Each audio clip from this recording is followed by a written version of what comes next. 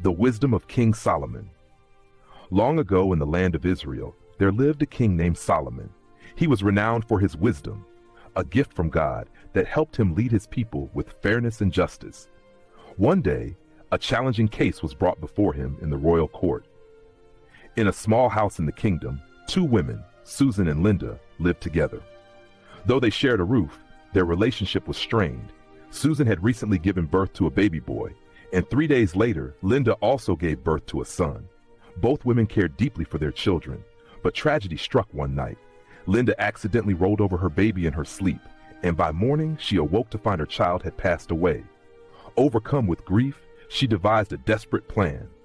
While Susan slept, Linda secretly swapped her lifeless baby with Susan's living one. At dawn, Susan awoke to nurse her child, only to discover he wasn't moving.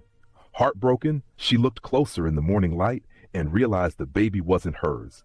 Panicked, she rushed to Linda's room and found her holding the living baby. "That's my son," Susan cried. "No, this is my baby," Linda retorted. The argument quickly escalated, and neither woman would back down. They decided to bring the matter before King Solomon, trusting he would settle it fairly. In the palace, Susan explained her side of the story. "My lord, this woman and I lived together. I gave birth first, and 3 days later, she had her child. One night, her baby died, and she secretly switched her dead child with my living one while I was asleep. When I woke up and saw the dead child, I knew it wasn't mine. She has my son." But Linda interrupted. "No, the living baby is mine. The dead one belongs to her."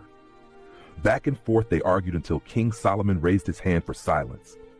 "Both of you claim to be the mother of this child," the king said thoughtfully. "Bring me a sword." A guard quickly brought a sword and handed it to the king. Solomon held it high and declared, "Cut the living child in two. Give half to each woman." Susan gasped in horror.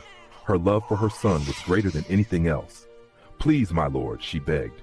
"Do not harm the baby. Let her have him. Just don't kill him." But Linda, who was not the true mother, coldly said, "Yes, divide the child. That way, neither of us will have him." King Solomon lowered the sword and spoke firmly. "Do not harm the child. Give him to the first woman, the one who pleaded for his life. She is the true mother." The court fell silent as the wisdom of King Solomon became clear. Susan wept with joy as her son was returned to her arms, and Linda was dismissed in shame.